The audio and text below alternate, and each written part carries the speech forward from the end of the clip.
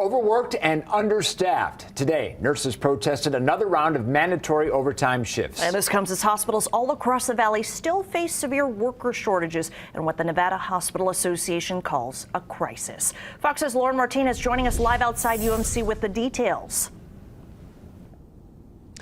Jacqueline and John, members of the union that represent 1,400 nurses and CNAs here at UMC met with hospital officials this morning. They feel comforted that UMC came to the table to speak to them. However, they do want the hospital to reevaluate mandatory overtime shifts.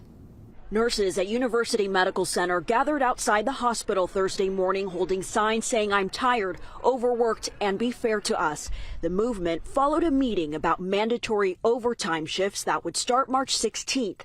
It would require one extra 12-hour shift per week for the next 60 days. So our contract does allow UMC, in a case of an emergent staffing need, to institute mandatory overtime. The nurses union filed 3 grievances. One of them asked the hospital to offer a voluntary overtime list posted first, and if they can't fulfill that, then UMC has the right to seek mandatory shifts. The meeting was very respectful. I truly felt like UMC appreciated us and that this situation did not come out the way it was intended to. The memo sent to the entire nursing staff on Monday characterized a lack of volunteers brought on by the loss of incentive pay.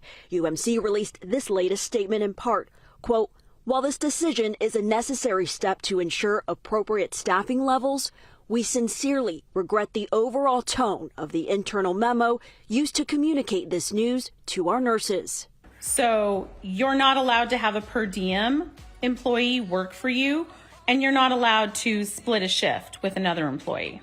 Former staff nurse and clinical supervisor from UMC that goes by the social media handle The Nurse Erica is able to talk about what's going on behind the curtain. Look at California. They're the only state with mandated staffing ratios. They even take it so far as they have a break nurse. I love helping nurses. I love empowering nurses. I love seeing them start to stand up for themselves and recognize the signs and work to create safer working conditions.